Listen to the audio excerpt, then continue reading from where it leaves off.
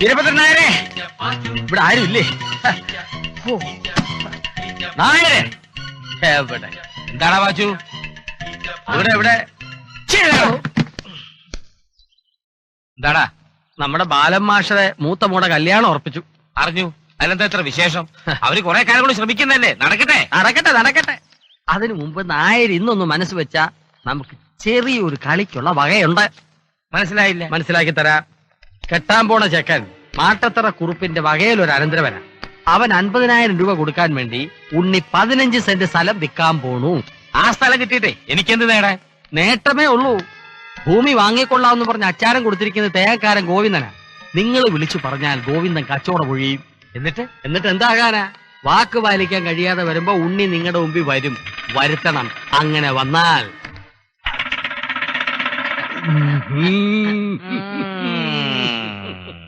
സംഗതി ഗംഭീരമാണല്ലോ വാച്ചു. നീ പറഞ്ഞത് നേരാ. ഇതിനകത്ത് ഒരു കളിക്കുള്ള എല്ലാ വകുപ്പും ഉണ്ട്.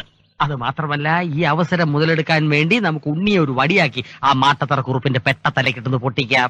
എങ്ങനെ? ഇതേ പിന്നെയും സംശയം. ചെവി ഇങ്ങോട്ട് വന്നേ. ബുദ്ധിരാക്ഷസൻ, ചാണക്യൻ, നിന്നെ ഈച്ചെന്ന് പേരിട്ടവനെ തല്ലണം. എന്താണ് കൈ നോക്കിയത്? നായരല്ലേ എനിക്ക് ഈച്ചെന്ന് പേരിട്ടത്. ഓ, അപ്പ തല്ലണ്ട.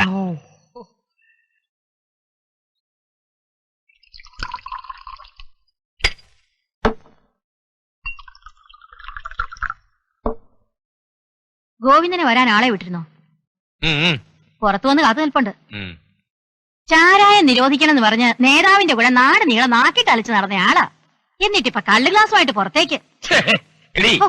ഈ നേതാവിനെ നേതാവാക്കുന്നത് ആരാ? ഈ ചാരായ ലോപിക്കാർ തന്നെ. ഇതൊക്കെ മച്ചാന്റെ ഒരു തമാശയല്ലേടി. ബാക്കി നീ കുടിച്ചോ.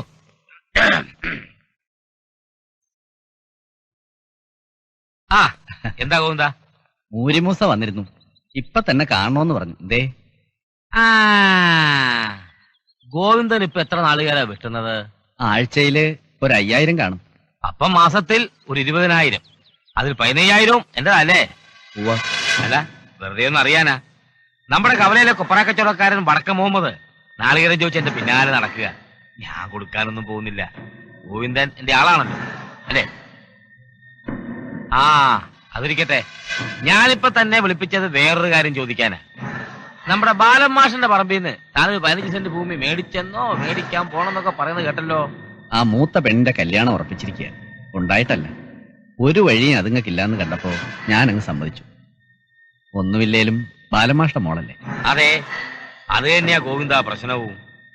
ബാലൻ മാഷ അനുയായികളായിരുന്നല്ലോ നീയും ഞാനും ഒക്കെ. അപ്പൊ നമ്മൾ ആ കൊച്ചിന്റെ കല്യാണത്തിന് കുറച്ച് കാശ് കൊടുത്തിട്ട് അങ്ങനെ വസ്തു മേടിച്ചെന്നൊക്കെ പറയുന്നത് കുറച്ചിലല്ലേ ഗോവിന്ദ? അതുകൊണ്ടൊരു കാര്യം ചെയ്യും, ആ കച്ചവടം കുഴിഞ്ഞേനെ. ഞാൻ അഡ്വാൻസ് കൊടുത്തുപോയി. ഓ, അഡ്വാൻസ് എന്ന് പറഞ്ഞ് 10,000 10,000 നീ കൊടുത്തു കാണും. അത് ആ കൊച്ചിന്റെ കല്യാണത്തിന് ഒരു സംഭാവനയായിട്ട് കൂട്ടുപോകുന്താ. എന്നാലും വാക്ക് മാറാൻ ഗോവിന്ദന് മടിയുണ്ട് വീരേട്ടൻ. വാക്കല്ലാതെ പിന്നെ നാക്ക് മുറിച്ചു മാറ്റാൻ പറ്റുമോ ഗോവിന്ദ?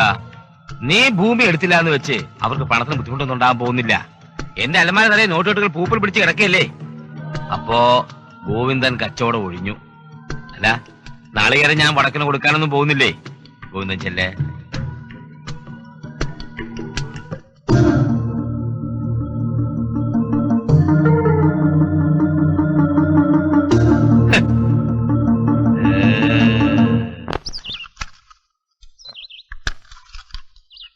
ഇതാ പിടിച്ചോ തന്റെ 1001 കുലുവ. ബാലമാഷ കുടുംബത്തിന് ദാരിദ്ര്യമുണ്ട് എന്ന് വെച്ച് നട്ടലിന് ബലമില്ലാത്തവനെ നക്കാപ്പിച്ച വേണ്ട. ഔദാര്യമൊന്നുമല്ലല്ലോ, തരുന്ന പണത്തിന് ഇരട്ടി വിലക്കുള്ള ഭൂമി എന്നിട്ടല്ലേ. ഇനി ഞാൻ കൂടെ കൊണ്ടു നടന്ന ജീവിതം പഠിപ്പിച്ച ഒരു പാവപ്പെട്ട മനുഷ്യന്റെ കുടുംബത്തോട് തന്നെ വേണമായിരുന്നു അവസാന നിമിഷത്തെ ഈ ചതി. എടോ, പറഞ്ഞ വാക്ക് പാലിക്കാൻ തന്തയ്ക്ക് സ്ഥിരതയുള്ളവനെ പറ്റൂ. ഉണ്ണി എന്തും പറഞ്ഞു, ഞാൻ കേൾക്കാം. എന്നാലാവുന്ന സഹായം മിണ്ടരുത്. വായിലെ നാക്ക് മാറ്റേണ്ടി വന്നാലും നാക്കുകൊണ്ട് പറഞ്ഞ വാക്ക് മാറ്റരുതെന്ന് പഠിപ്പിച്ച അച്ഛന്റെ മോനാണോ ഞാൻ. തന്റെ ഈ സഹായം സ്വീകരിച്ചാൽ എന്റെ അച്ഛന്റെ ആത്മാവ് പോലും പൊറുക്കില്ല. ഒന്നോർത്തോ, നാടാകെ ഇരുന്നിട്ടാണെങ്കിലും എന്റെ പെങ്ങളെ ഞാൻ പറഞ്ഞ സമയത്ത് എന്നെ കെട്ടിച്ചുവിടും.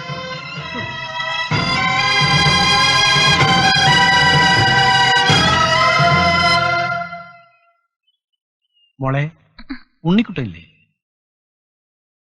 കുട്ടിയേട്ടനകത്തുണ്ട്, ഞാൻ വിളിക്കാം. ഇരിക്കും. സരളയുടെ ഇളതല്ലേ? അതെ. കുട്ടിയുടെ പേര് മറന്നു. ശ്രീജ. പഠിക്കുന്നുണ്ടോ? ടൈപ്പിന് പോണ്ട്. ആഹാ, ക്യാപ്റ്റനോ? കേട്ടപ്പോ വിഷമം തോന്നി. വിവരങ്ങളെല്ലാം പത്രോസാ പറഞ്ഞത്. 3-4 ദിവസമേ ഉള്ളൂ കല്യാണത്തിന്. ആ ഗോവിന്ദൻ വാക്ക് മാറി. ഞാൻ പോസ്റ്റ് ഓഫീസിൽ നിന്ന് വരുന്ന വഴിയാ. സരള എവിടെ? സരളേ, മോള് വെച്ചേച്ചേ വിളി. ഭാവിയിൽ പെൻഷൻ കിട്ടുമെന്ന് മോഹിച്ചല്ല ഞങ്ങൾ ആരും സ്വാതന്ത്ര്യ സമരത്തിന് ഇറങ്ങി പുറപ്പെട്ടത്. വെള്ളക്കാര് പോയി കൊള്ളക്കാരാണ് വന്നതെന്ന് മനസ്സിലായപ്പോ പെൻഷൻ ഇട്ട് വേണ്ടാന്ന് ഞാൻ പറഞ്ഞത്. എന്നിട്ടും ഏറെ പാടുപെട്ട് പെൻഷൻ ഉണ്ടാക്കിയത് ബാലമാഷ്ട പണിയാണ്.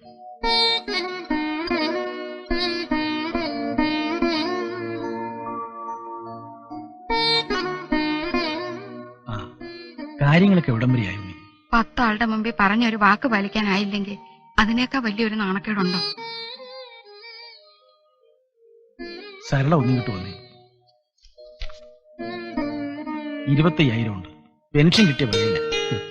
മക്കളില്ലാത്ത എനിക്കെന്തിനാ പണം? ബാലമാഷയുടെ ഒരു കുട്ടിക്കെങ്കിലും ജീവിതം കിട്ടാൻ ഇത് ഉപകരിച്ചെങ്കിലും അച്ഛൻ തരാണെന്ന് കരുതിയാൽ മതി.